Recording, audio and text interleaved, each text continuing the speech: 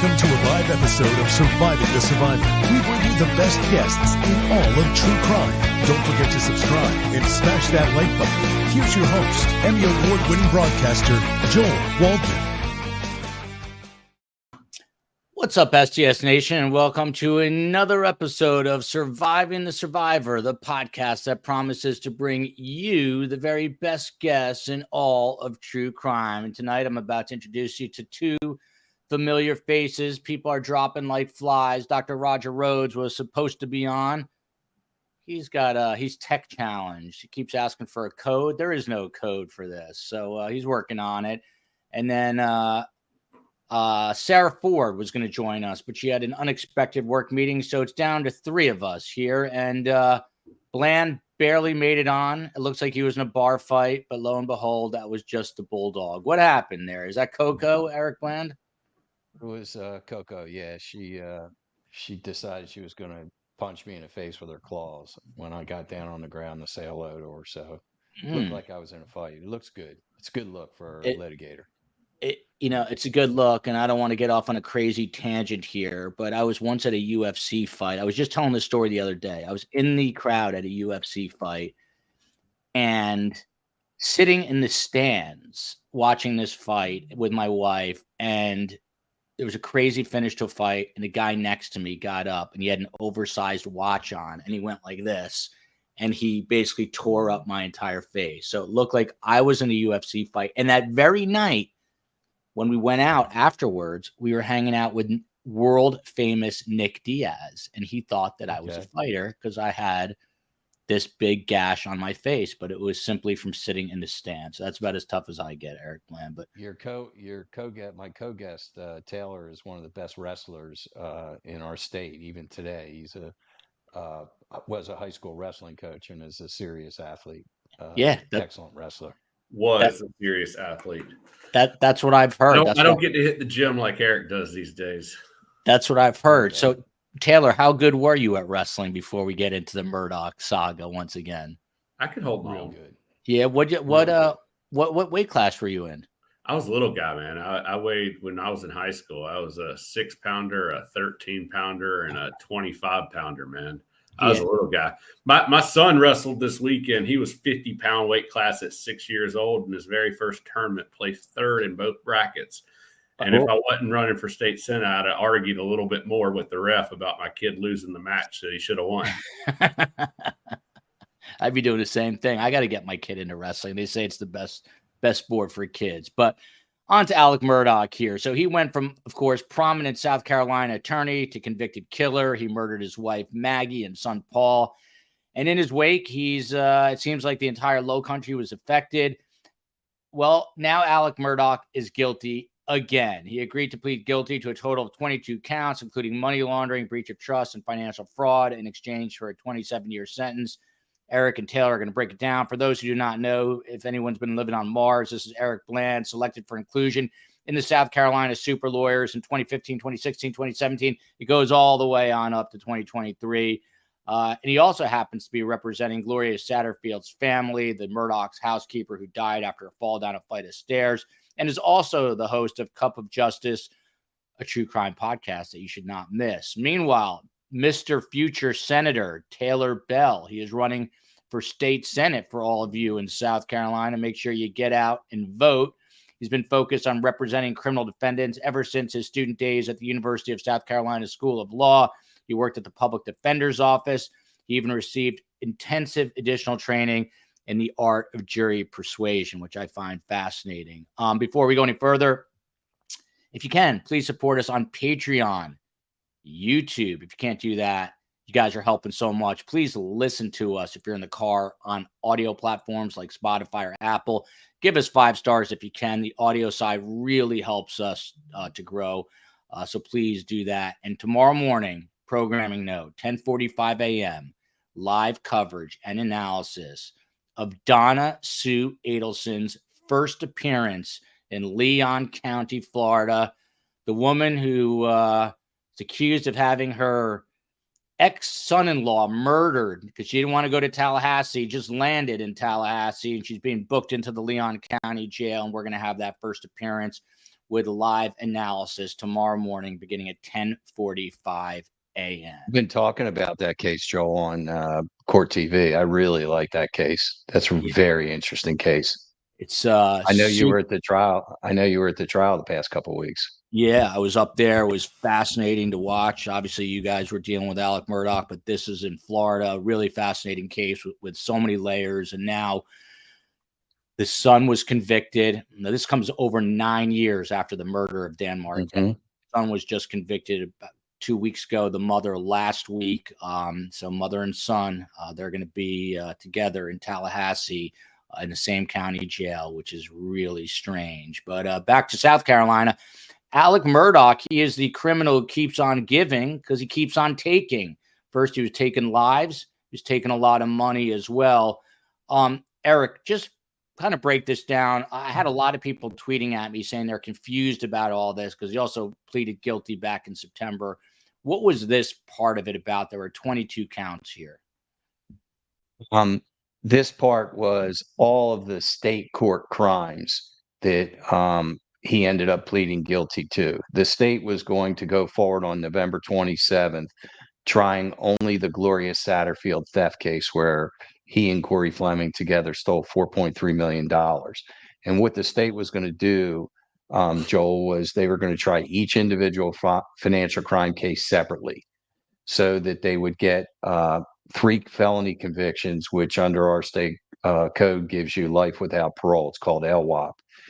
And that was going to be a belt and suspenders on the state level, just in case the murder conviction gets reversed or there's a new trial granted on the pending motion for a new trial. Don't forget, though, there's also the pending Labor Day shooting felony charges, and then there's also drug conspiracy charges. But what they decided to do was there was some pressure being put on the Attorney General's office by a number of different sources, legislatures, even Judge Newman wanted there to be a plea because these trials are very costly, and the cost for these trials is borne by the county where each trial takes place. Now, Beaufort County is a very wealthy county in our state, but some of the other trials were going to take place in Jasper and again in Walterboro and Hampton, which are very poor counties in our state. And so what ended up happening is Alex Murdaugh agreed to plead guilty to all of the financial crime cases, the Satterfield case, the Pickney case, the Badger case, the Plylers sisters that I also represent. And he got 27 years where he will do 85% of his time, no chance for parole, and there's no appeal. This is on the heels of a federal court plea on September 20th in front of Judge Richard Gergel. And right now, a pre-sentence report is being done by probation and parole on the federal level. And his sentencing will come probably in January or February on the federal level. But what they wanted to do, what the state wanted to do was get these convictions. And don't kid yourself. I know there's a lot of people that are very upset that they think the state yielded and they should have held out for a higher sentence or they should have tried each individual case. But as Taylor's going to tell you, 27 years for white collar cases is a very large sentence in a state court. Federal court, it's much higher because of the guidelines. But in state court, you'd be hard pressed to find a higher white collar sentence than 27 years. And, you know, Alex Murdaugh is 54 years old. And if he does his time in a maximum security prison, it's hard time. And most people don't live beyond 70 to 72 years in a maximum security prison because of the food so bad and the health care and just the dangerous everyday lifestyle. So there's going to be a lot of time that he's going to serve. The only way that he could get a reduction in his time is if he starts ratting on people in prison. Like we had a Gerard Price situation in the spring, which was a big case where a gang member got his murder sentence from 35 years pushed down to 19 because he was ratting people out in prison. Alex isn't going to be able to do that. So it's a long sentence. It doesn't please the public. You know, a sentence that doesn't please the public kind of makes Harpootlian a little upset because I know Harpootlian for the longest time was holding out for 15 years on a plea and wasn't going to agree to 27 years. And the AG's office never offered less than 27 years. So I think it works. You can't let perfect be the enemy of good. And our system is built on negotiated pleas. And I'll let Taylor talk more about that. But we have a system that's built on compromise, a criminal justice system where people are charged, and in exchange for pleading for guilty, they get a lesser sentence. And everybody says, well, he had 902 years of potential jail time and all these things. Nobody ever gets the full max. That we can't have a system where everybody plays it out to see if they can either beat it and get a not guilty verdict or get the full max. So I think it's a good result. It's a just result. It's justice, and justice isn't perfect and it's not pretty. It is Thanksgiving week. Happy Thanksgiving to everybody. By the way, the COE was my idea, actually, but she's having everyone in STS Nation, I think, send us a short video clip, and she's going to put it all together for Friday, and that way everyone in STS Nation gets to see everybody. So I think she posted that on the YouTube page. But usually we have a bigger panel, but we've got Eric Bland. He's the man. Future State Senator Taylor Bell. So let's just have fun today. We'll take a lot of questions from you guys. The first one is from May to you, Taylor. Is Alec delusional enough to really think he is getting out? This state has this case has obviously consumed South Carolina. It seems like it's just a never-ending, flurry of pleadings, motions, et cetera, et cetera. But do you think in his mind, this guy thinks he has a shot in hell of getting out? I think he has hope. I think he has delusional hope. Yes, it is delusional hope, but every person in prison has hope. That's the only way they get through it. And that's unfortunately when you're dealing with somebody that has significantly, substantial time that they're facing. As a defense attorney, I did it when I was a public defender. You have to be able to convince them to plead guilty sometimes because it's in their best interest. When they go to trial, they have no hope if they lose. At 27 years, he does 85% of that time. And that's assuming, which I don't think is probably going to happen, that the murder case gets overturned. He's how old is he, Eric? 54, Taylor. 54. So the average life expectancy in the Department of Corrections for a white male, I believe, is 64 years old. It's even lower for a black male. The data is out there. I've looked at it when I did some, I did some representation of juveniles that were facing life without the possibility of parole. So he's hoping that he lives to 70 something years old when the life expectancy is not that.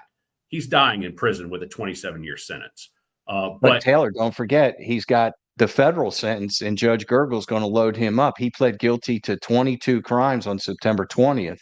He's going to get the max. So even if he lives to 76 and gets out, he's going to be marched right to a federal prison unless Judge Gergel gives him concurrent time, which he's not going to do. That was my question. So this is another question I had. Was the agreement for the state time to run concurrent with the federal time? No, only on the murder charge. Only on Only on the double murder charge. Okay. So then, so I'll come back and say I represented a fellow last year, maybe a year or two ago, for a $3 million wire fraud out of federal court. And 27 years is a lot. My client got 36 months. He had a lot of extenuating circumstances, elderly, suffering from some diseases. And there were a lot of circumstances that, led to what happened there that are not in existence in this case. This is a fella that, took his position and his role as an attorney. This is a sacred role, of representing people, being trusted, and absolutely, he is not going to get any benefit of any downward departure whatsoever in the federal system. No, because he's not cooperating. For him to get a downward departure on his sentence, he would have to cooperate and he hasn't done that yet. Also, he has to take a lie detector test in between September 20th and when he gets sentenced, and it's not limited to just the financial crime cases. So the federal government can ask him about his drug purchasing, any type of other money laundering. So, the jury is still out on what type of sentence and what type of ultimate downward departure he may get. But Judge Gergel faced a backlash when he only gave Corey Fleming 46 months. He is not going to give a light sentence. Now, what Harpootlian was trying to do was get Alex Murdaugh into federal court to do his time in federal prison. Like every good lawyer, Taylor does it. If there's competing charges between state and federal, he's trying to get his client in a federal prison because it's better time, it's easier time, it's safer time. The freedoms that you have in a federal minimum security prison, if they're financial crimes, you're only going to go to a minimum security prison, are wonderful. But in this particular case, Alex, the gauntlet in front of him is impossible to navigate. Those Labor Day shooting charges are serious charges. There's insurance fraud built into that. There's the trying to take your own life, which is a crime. Then you have the drug conspiracy charges still out there. It's just Pollyanna to think that there's a way that he's going to get out. And by the way, there isn't a trial judge in our state that's going to give him a break. If he ever gets a break, it's got to be by an appellate court. A trial judge in our state is not wanting to face that kind of backlash. But he's not even going to get a break in the appellate court because he's made our profession look terrible. He has. No one in the legal community is going to cut this fellow a break. And like Eric said, he's charged with violent offenses, even though they're not considered physically violent. They're classified as violent. So under that classification is 85%, and they're also classified as serious underneath the classification. So pursuant to that classification, he's going to be placed in the Department of Corrections in South Carolina in that type of facility for those offenses. Now, I understand he's in protection right now, but he will always be classified because of those convictions. Whereas in the federal system, he'd go somewhere like, Butner, where, it's Madoff went. Where Dan Johnson went and spent a year, somewhere that, you just wake up. Taylor, let me ask you, as a non-lawyer here, and I think probably a lot of people in the audience are thinking what I'm thinking, isn't it? And you guys have kind of addressed it, but isn't this all just sort of a moot point, assuming that his double murder conviction stands? I mean, he's never seen the light of day, right? Agreed. Okay. Absolutely. I think part of it's Harpootlian trying to get publicity too. He's on his last, I guess, I don't know, hurrah. He set his feet in the ground and he's just digging his heels in. And he's gonna be drugged by the horse, and the horse is not going to stop because there's no out for Alex here. It's gonna the victory that Harpootlian wants, he doesn't really care about the financial crimes. That's not where he was, hitching his wagon. He wants the murder conviction reversed. And I represent 4 of the sitting jurors, Joel. And I can tell you that when they testify, and I can't tell you what they're going to say, but I believe they're going to testify diametrically opposed to what Harpootlian said his one juror will testify to. And my understanding is there's 6 other jurors who are going to say that the clerk of court did not substantially interfere in a way that had anything to do with shaping their verdict or changing anybody's mind. And if Harpootlian, like I always say, if you go for the king, you better kill him. If Harpootlian misses on this, Becky Hill, the clerk of court, and I believe I'm going to end up representing her, will have the best defamation case against Dick Harpootlian, because what he has said about her, he has said outside of court, in a press conference, at CrimeCon, to the press, and it's not privileged. And he has all but destroyed this woman's reputation. So they're hopeful that now that Judge Newman has been told by the Supreme Court, basically, you need to step aside, and he agreed. He would not hear the motion for a new trial. So a new judge is going to come in. If a new trial is granted, and it's a big if. Harpootlian then is going to have to make a motion, and it's not going to be Judge Newman most likely hearing the second trial if it's granted. And that new judge is going to have to make a decision. Do I let all the financial crimes come in under the 404B? And do I let the Labor Day shooting come in?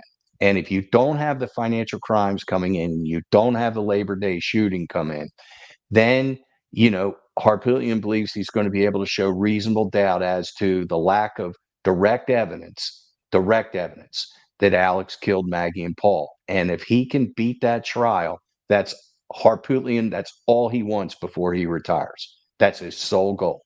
You heard it here. Eric Bland may represent Becky Hill, and Eric's saying that Becky Hill is going to likely survive these allegations by hope.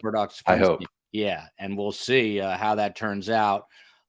Speaking of defamation of Dick Harpootlian, Eric, I don't think we talked since CrimeCon. My lovely mother accidentally defamed him by butchering his name and then asking him if he played guitar as well as Creighton Waters. She was insulting him left and right. It was hilarious. And she was doing it unintentionally, though. Andy School here from Detroit. How is Eric Bland's new knee doing? By the way, my good friend, America's most respected detective, Phil Waters, is on every Friday. He investigated over 400 homicides. He's getting a knee replacement on December 5th. And I said, hey, I know somebody who just had it done. It's not easy. He was a power lifter like you. How's the knee doing, Eric?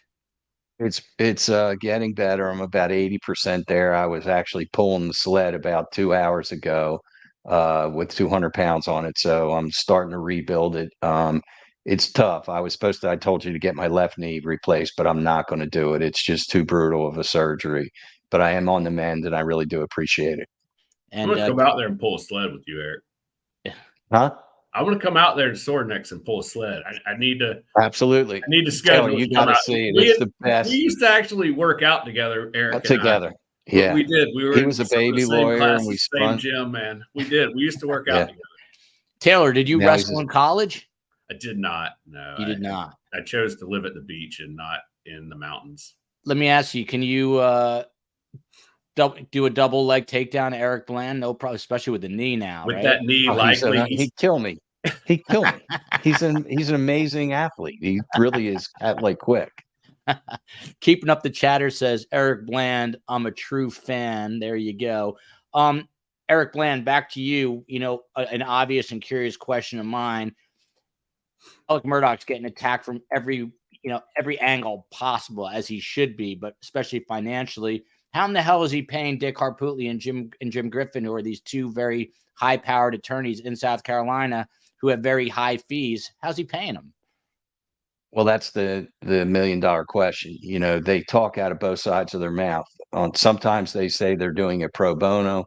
On other times, they said that they've received money from Alex's 401k. Also, don't forget, Alex inherited $4 million from a trust fund when his father died 3 days after Maggie and Paul. Each kid inherited $4 million in a trust. We also don't know if Harpootlian's being paid by some of his siblings or some other benefactors. Dick rarely does anything for free. I was able to stand them down on getting $160,000 for the appeal.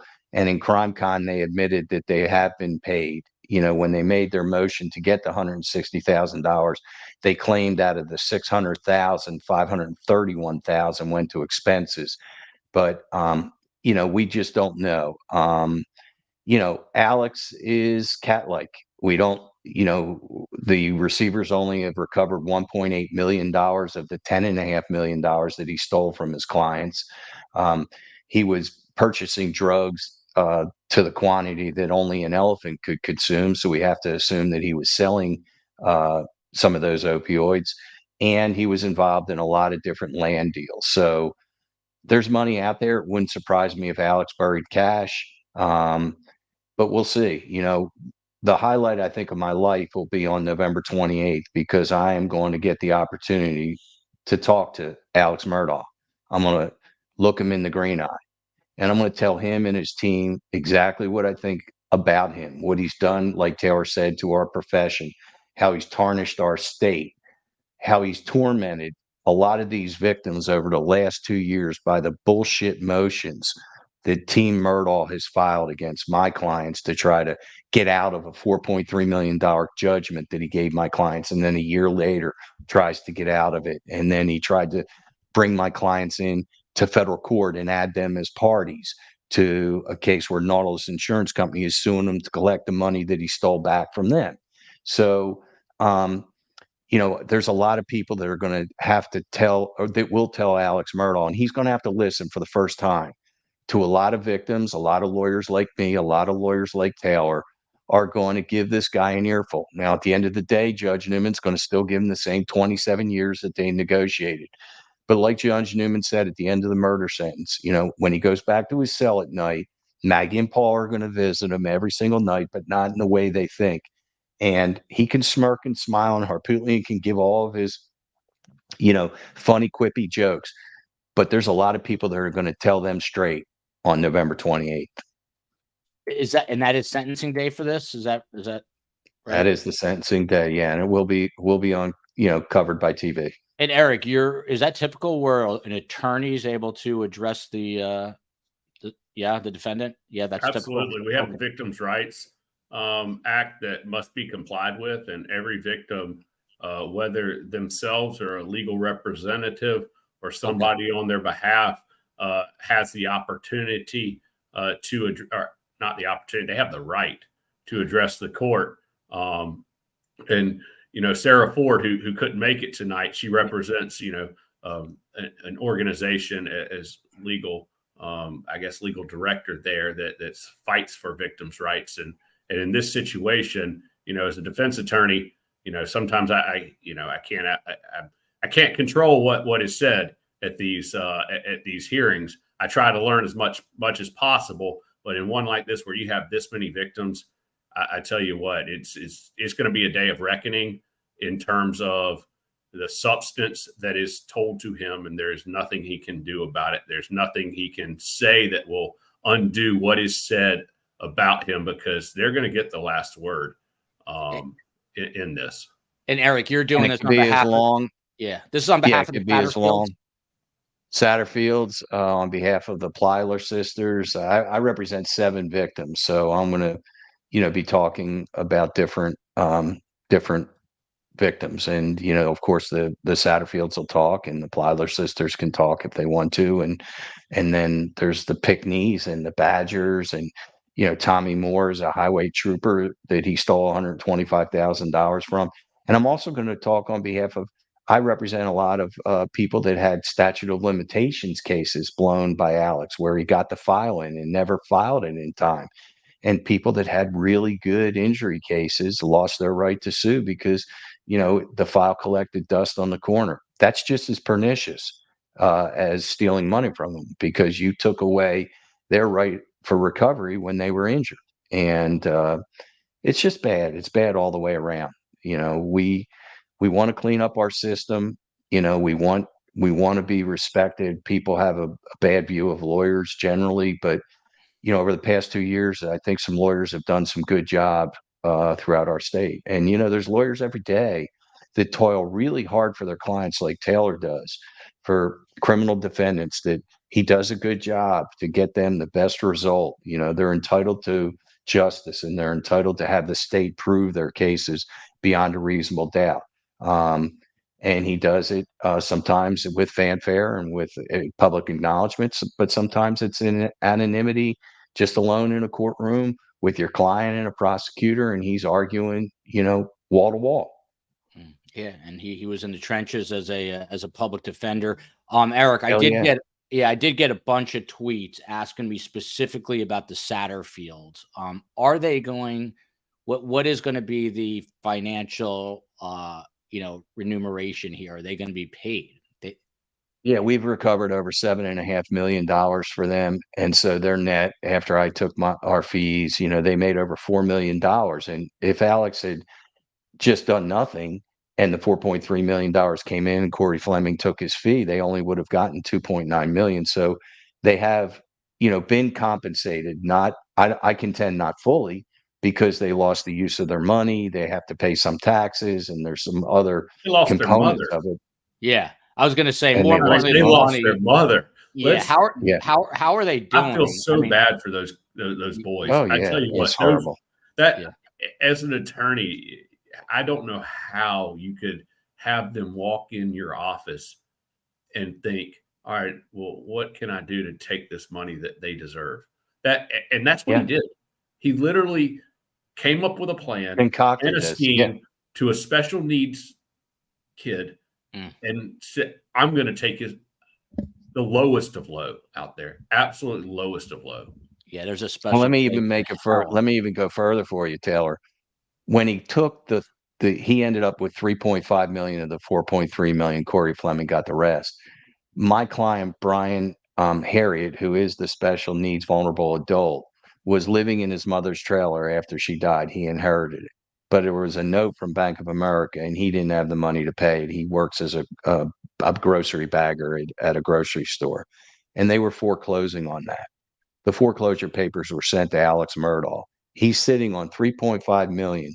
There was $23,000 owed on that trailer, Taylor. He didn't even pay it off. He let Brian Harriet get foreclosed upon and thrown out on the street. That's how despicable he is. Eric Land, how does this guy sleep at night? I mean, that's a question you should probably ask him when you get to speak to him on the 28th. But how does this guy sleep at night? I mean, he killed his wife and his son, let alone stealing money from. He's a narcissist and a psychopath. So you have this, it's all about me.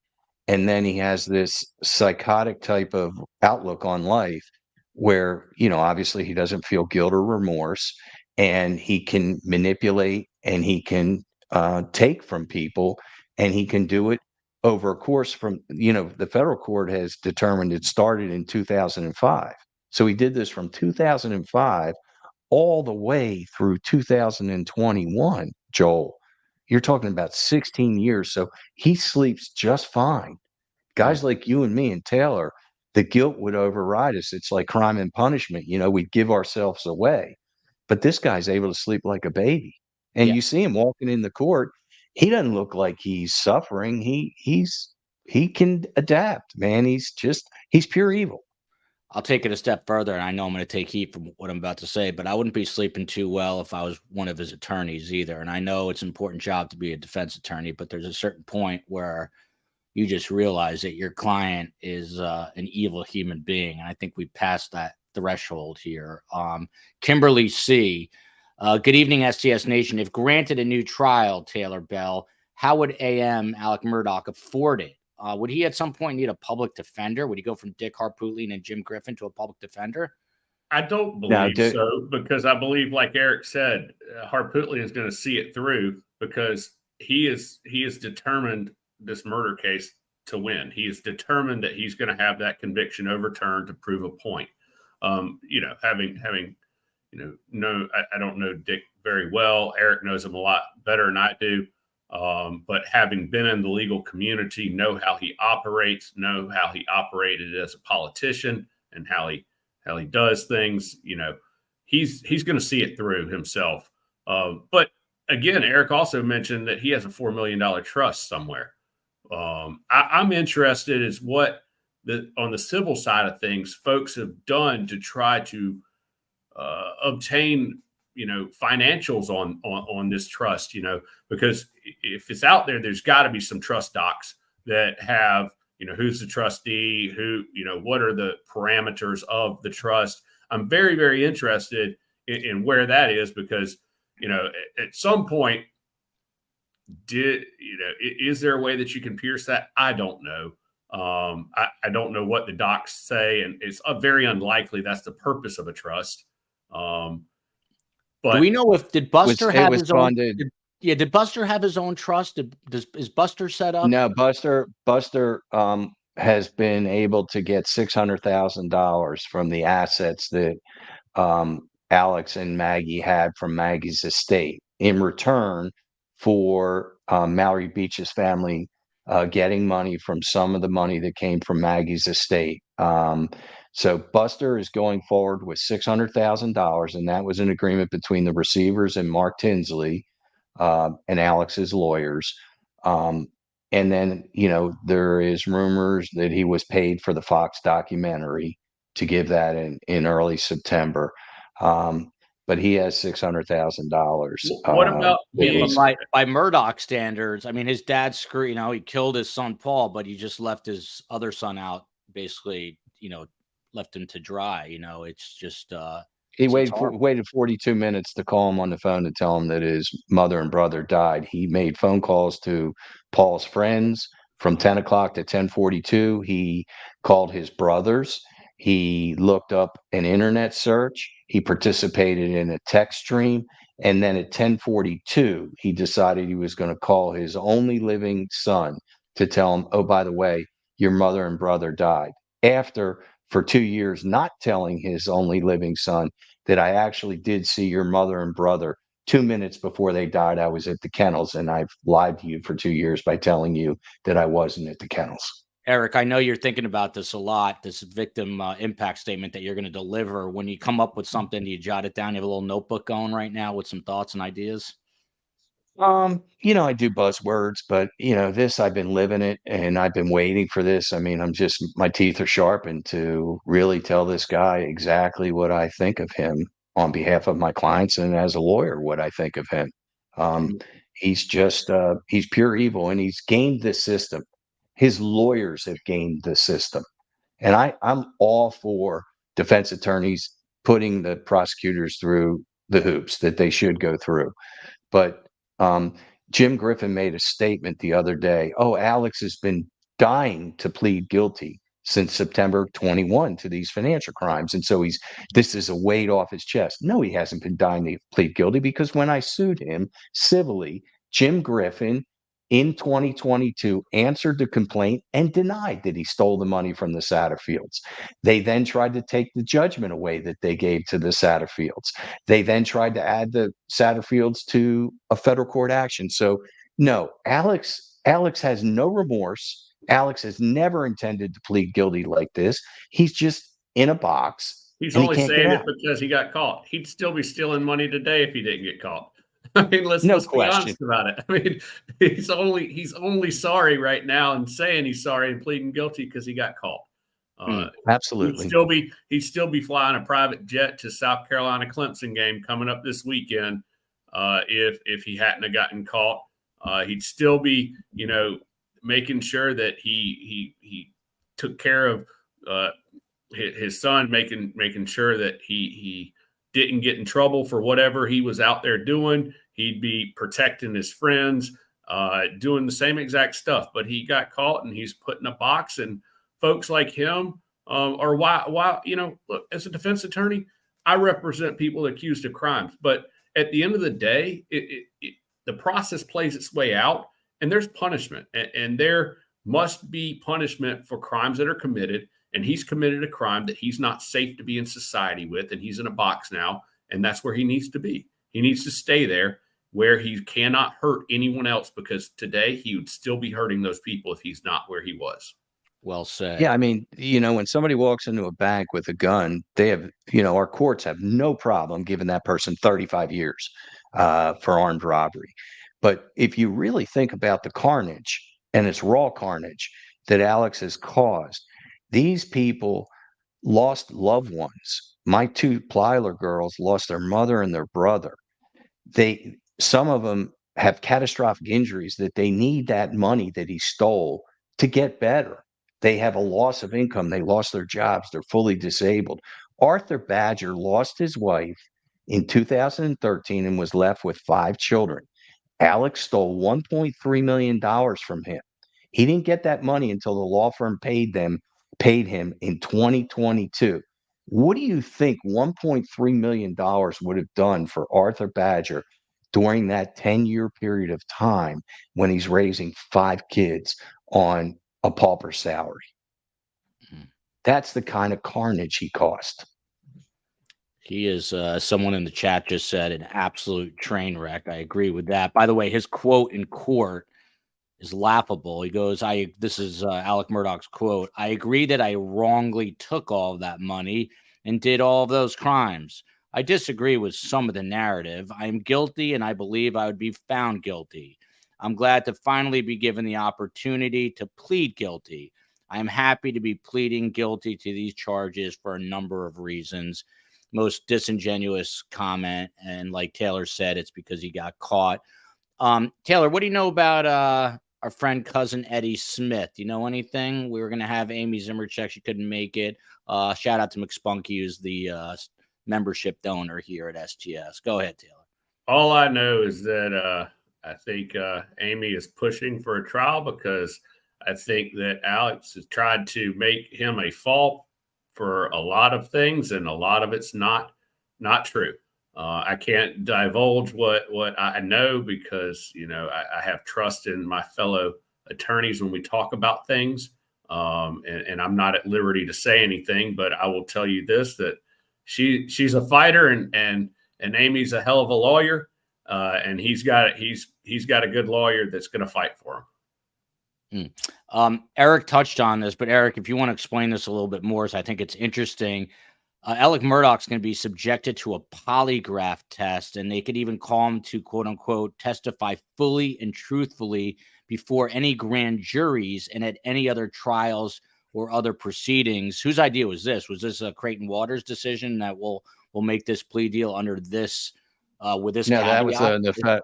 That's the federal federal. court plea that the U.S. attorney requires you to take that polygraph as part of your plea because they want to make sure that you're going to tell the truth. Look, Alex is using really cagey words. I wrongly took money. No, you stole the money. Okay, let's call it what it is. He says, "Well, I misrepresented some things." No, you lied. I mean, let's stop this sugarcoating bullshit language that I'm hearing. And, we'll talk about that at the sentencing, but he still doesn't get it. He's not able to say, I am a thief, because that's what he is. He's a pure thief. That's it. That's it. At the end of the day, he's just a thief and a murderer, but he's a thief. He's not a drug addict, because if he was so drug-addled as Harpootlian has tried to peddle since the start of all this, the guy would have been in car wrecks. He would have missed court hearings. He would have fallen asleep when he's meeting with his partners and his clients. He would have been in front of a jury, head down at the table. He would have fell asleep at Thanksgiving dinner. Yes, he probably had opioid usage and an opioid addiction, but it wasn't enough to manipulate his lifestyle or anything to the point that he couldn't function.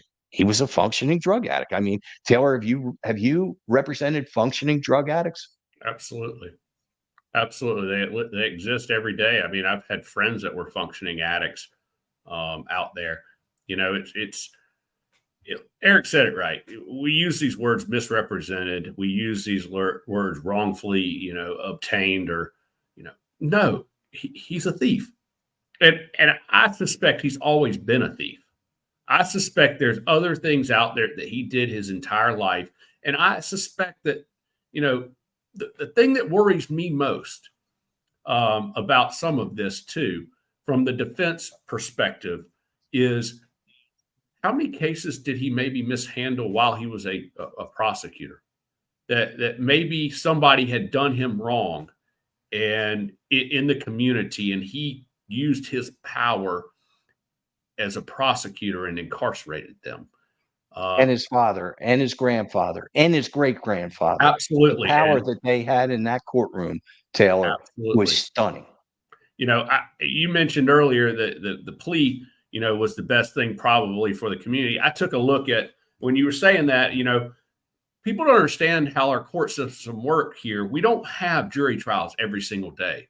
We have terms of court, and we only have so many terms of court. And as Eric was saying, honestly, from a perspective of the community and everybody getting closure to this, another trial would have been 2 weeks. That's where another opportunity where we wouldn't have court for other folks out there, where we all know he's absolutely guilty and he's never leaving prison.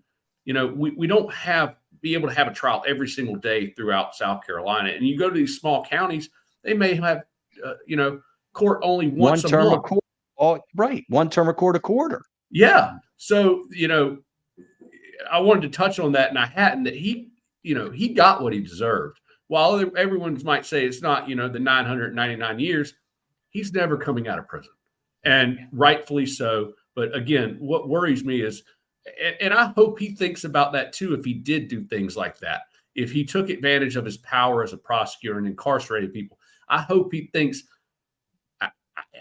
and I don't think he does, but he's getting a taste of where he sent people maybe wrongfully too. And that just is what worries me too. We see all these things that are coming to light.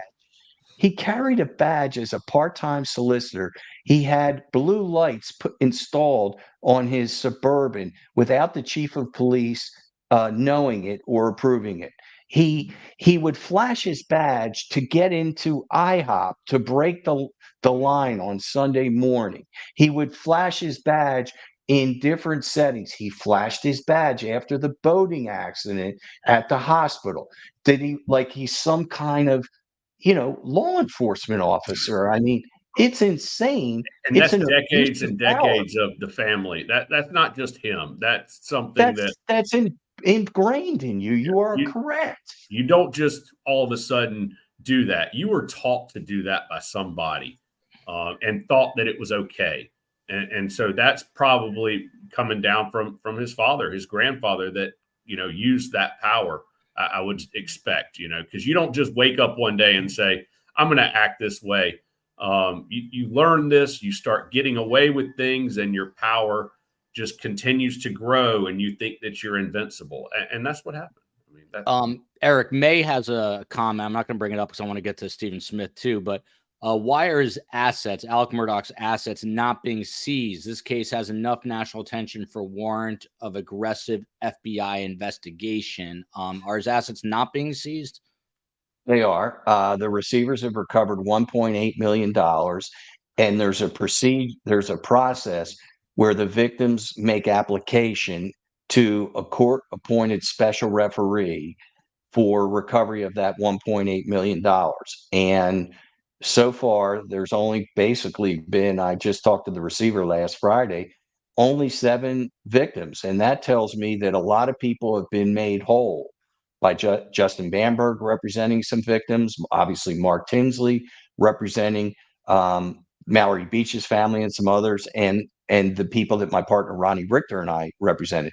But the federal government has a significant restitution order out there, but there's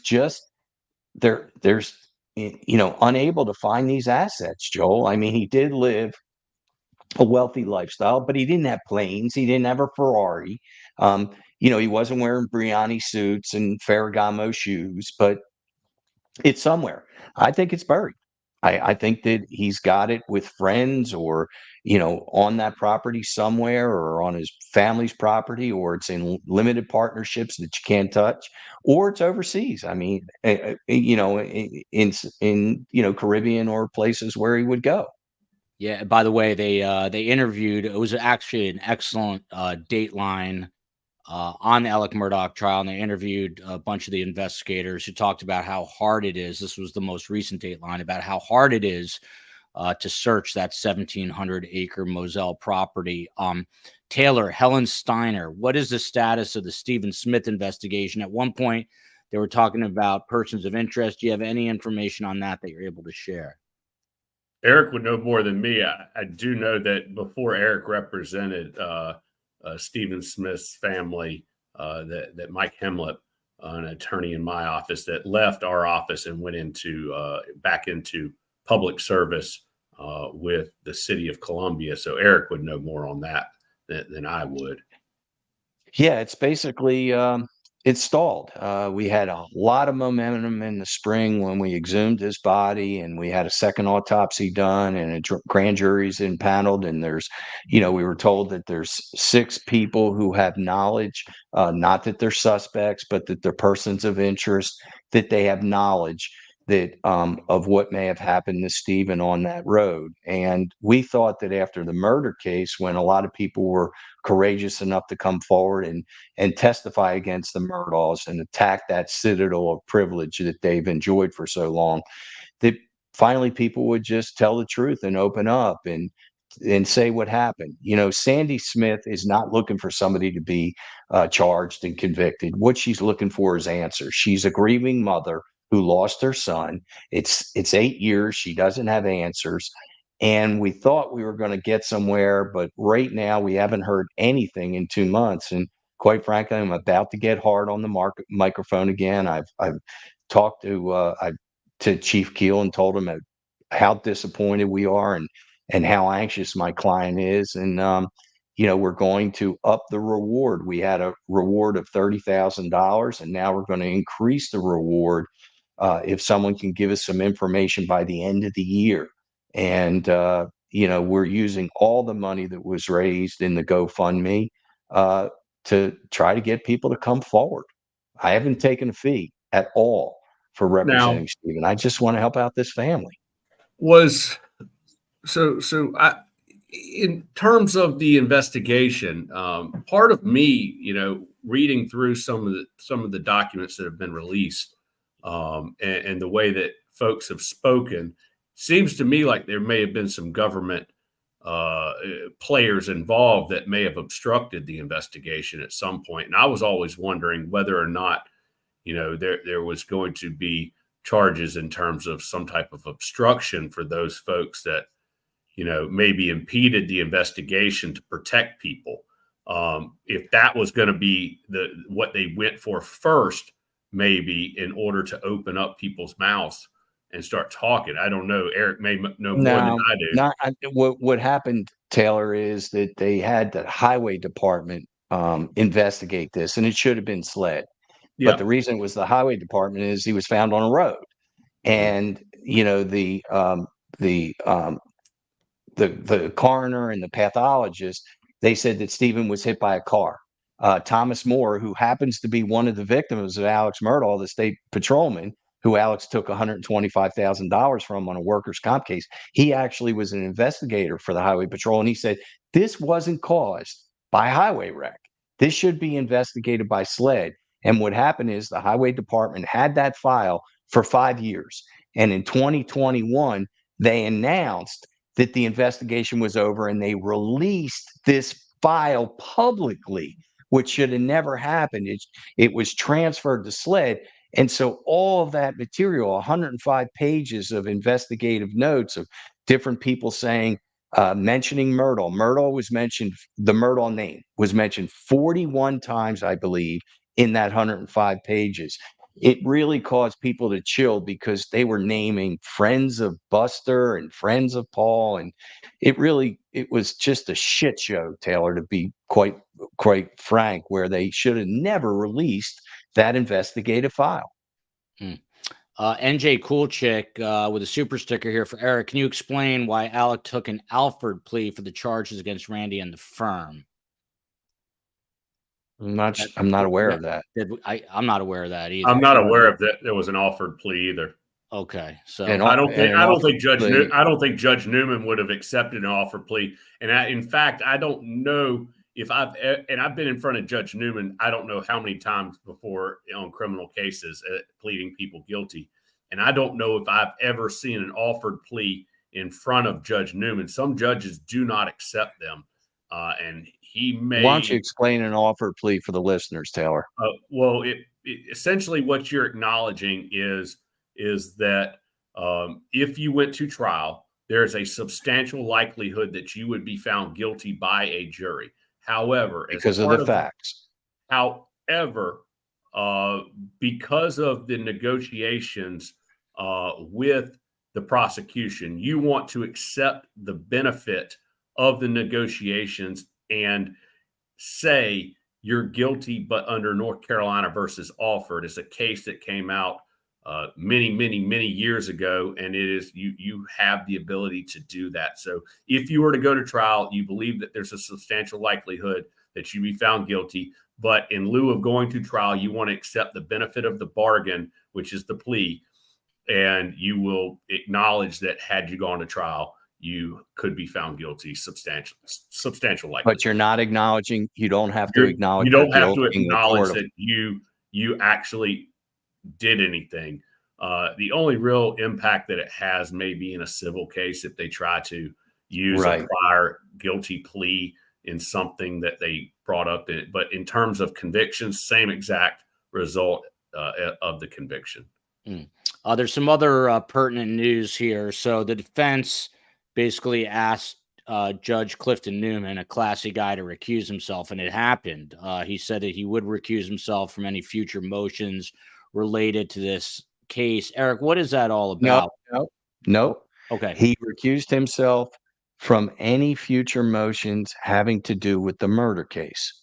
He did not recuse himself from the financial crime cases. However, on the morning of the plea last Friday, they made a second motion to recuse Judge Newman in the Satterfield financial crime case that was scheduled for the 27th. Look, I've been saying since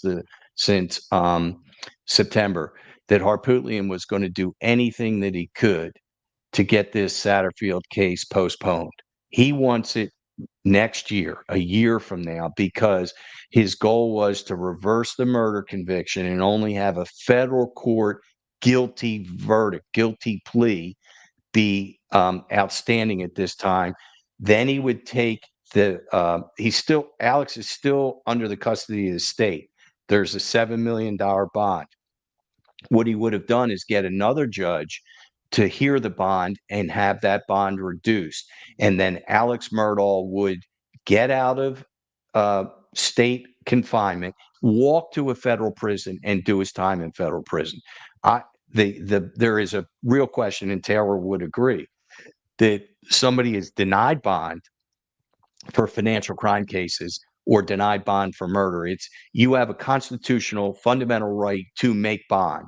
It has to be a reasonable bond based on the circumstances. And somebody would argue, as Harpootlian did, $7 million without a 10% is an unreasonable bond. And so what would have happened is Harpootlian would have gotten that bond reduced, or hopeful, and then moved them to federal court. But what happened is Judge Newman said, no, we're going to trial in November, which really forced his hand to make all these motions against Judge Newman and to get this trial delayed. By the way, a lot of people in the chat are saying that there was an Alford plea on one charge, and I don't know what that one charge is. So I'll look into that. And but maybe you stumped the panel here, because a bunch of people are saying definitely stumped me. Yeah. Yep. What does this say? Joel and Eric, yes, it did happen and was weird. During the hearing, he did indeed take an Alford plea, only in regard to the brother. Go back and listen, because I went, what? It happened. So I didn't know about that. That's interesting. Yeah, okay.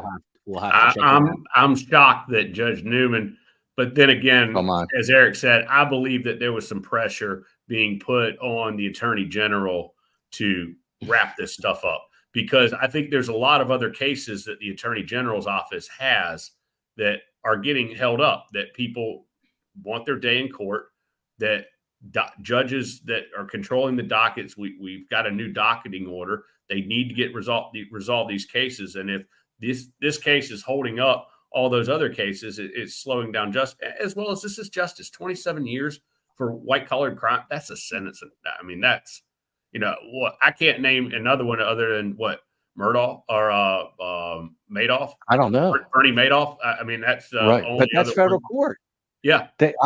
Let's talk state court. Taylor, you tell me the last white What collar. about the Sam Bankman-Fried? Was he sentenced yet? The Sam Bankman-Fried? He's going to get more time than anyone. But that's a Wall Street, federal crime. We're talking just state court. This is state court. Yeah. I mean, you get weekend time for hundreds of thousands of dollars for financial crimes in state court. Well, they want to get the money back for the victims, and the only way they do that is sometimes that's all the victim cares about is getting money back, and the only way they do that is if you put them on probation and let them work and earn the money back. But realistically, I mean, I don't believe that there's some of the victims are ever going to get their money back other than through insurance policies. I mean, so there's no point in ever trying to get that money back in terms of allowing him to work. He can't work as a lawyer. I mean, he's got no other skill set out there. I mean, maybe he could be like Sheriff Metz and open up open up a yard maintenance, business or whatnot. Who went to he went to federal prison for a year and now runs a yard maintenance company. But I don't know. I think that's why it happens, is so that people can get their money back, because there's not insurance policies for folks that just go out and steal from their employer or go steal from their neighbor, I guess, or a loved one. But from Russell Lafitte, he's got a $9 million restitution order, and he's got 74 months or 84 months he's got to do in federal prison. I mean, nobody's ever going to get $9 million. Federal government's not going to recover it. I really would love to see how many restitution orders actually get paid, Taylor. You know what I'm saying? So I will tell you, in my case, that was $3 million. It was the highest percentage of return on restitution out of any case that the prosecutor here in South Carolina had ever recovered. And that's because my client did not waste the money. And it's wild circumstances, but there was more than half of the money was recovered.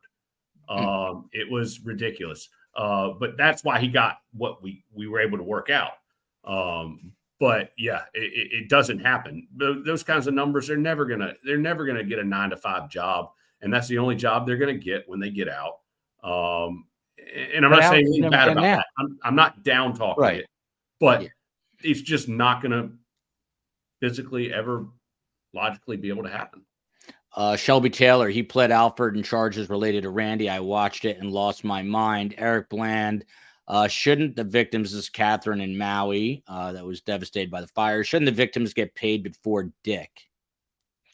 Well, there's $1.8 million that Harpillion was trying to grab. He asked the federal court to commandeer the $1.8 million from the state court receiver and pay it in the federal court. Judge Gergel said not happening. So there is $1.8 million that's going to be distributed to victims of Alex Murdaugh. So that is at least that. But we do not know how much. Harpillion got paid $500,000 to represent Paul Murdaugh, and we know that Paul died. He was killed by Alex before the BUI, boating under the influence charge, could ever be tried. So, Dick Harpillion had a $500,000 windfall, and he was paid that $500,000 magically almost to the same month that Alex stole the money from the Satterfields. That's an enormous fee, man. I tell you what. And that's a fee that you're not paying for time there. You're buying paying for a result. Yeah, you're buying favor. You're buying favors with that kind of fee right there, in my opinion. I mean, I've represented for felony DUIs. I've never charged $500,000. I mean, I wouldn't know how to bill that kind of, hours and research into the case. Yeah, they're expensive and they're hard, but $50,000, but $500, no. Just one last thing that happened in my notes. This was really like serendipity, but it was fascinating from the Dateline episode. Lieutenant Britt Dove, this is the quote. This was an investigator dealing with Paul Murdaugh's phone. And the quote is, "I was in disbelief. I hollered out that I found it to nobody in particular because I was in the office working by myself." Basically, the story here is they had Paul's phone and they couldn't figure out the code. And you're only allowed, the 3 attempts and you get locked out. And otherwise, they would have to send it away. Eric, you know the story. And they said it could take up to 7 years to unlock that phone. Apple doesn't cooperate. Yeah, it's crazy. And so they just on a whim, they put in Paul's birth date and 041499 opened the phone. 041499. That's Paul Murdaugh's birthday. And when they opened that, they found that video of Alex Murdaugh at the kennels when he said he was never there. Right. And without that video and without the Snapchat video, they never would have been able to convict him. There's no question. Crazy. So if his lawyers wouldn't have let him talk, his right. lawyers let him talk. I mean, I'm just thinking from the get-go, why are you letting your client go in there and just answer and get questions? Interviewed? Yeah, it's crazy. It's crazy. It's absolutely crazy. But if you believe in divine intervention, that would be a time to believe in it, because karma came and bit Alex Murdaugh right on the behind. For those who do not know, Taylor Bell, he is a fine criminal defense attorney out of South Carolina. He was also in the public defender's office for 6 years. All you guys watching in the Palmetto State, you need to vote for Taylor. Tell us what you're running for, what district, and all that. Tell us about this. I'm running for State Senate District 10. It runs from Greenwood through Saluda County all the way into the town of Lexington. It's the entire south side of Lake Murray. I'm here to take care of my community, take care of the education, and serve folks and not serve myself. And he's What is your website? What is your website for donations? Thank you. My website is bell4senate.com. Is that the number 4 FOUR? FOR, sorry. FOR is bellforsenate.com. There you go. Don't listen to me. Bell4Senate. All right, my donation's coming in about 10 minutes. And I want to see somebody else keep donating. I'm not going to be the only one tonight. I want all you listeners out there to give I'm Taylor donating money. because Taylor's a friend. I'm definitely hopping on. He's a good guy, man. He's a really good guy. And he's been in the trenches. You know, we need public defenders. And for him to do that for 6 years is extraordinary, because most get burned out within the first 2 years, because he's handed, you know, he has 300 to 400 open files as a public defender. It's disgraceful. Taylor, are you making wrestling mandatory in all schools, starting in kindergarten, or what? I wish I could do that, but I can't. But I've always supported the wrestling programs at the schools that I've been at. Eric knows. Eric saw me. I used to have a wrestler meet me at the gym at 5 a.m. every morning. His mom would drop him off at my house at like 4:30 on her way to work, and he would go to the gym with me every morning, and then I'd drop him off at school. He's finishing up college, his last year of college football this year. Really? He didn't wrestle in college, Taylor? He did. He wrestled 2 years at a junior college, then took a break, and then got offered an opportunity to go to a Division III school and finish out his education. And he's going to have a college degree at the end of this year. And I'm so proud of him. There you go. Awesome. He was a serious wrestler. Yeah. He's a stud. Still is. Eric Bland needs no outro here. Everyone knows who he is. He's been working on the Murdaugh case on behalf of a lot of the people who had money stolen from them. Stand-up guy, always comes on the show. He's also host of Cup of Justice. I understand Mandy has a new book out, Eric. Yeah, she does. Blood on Their Hands. It's a great book.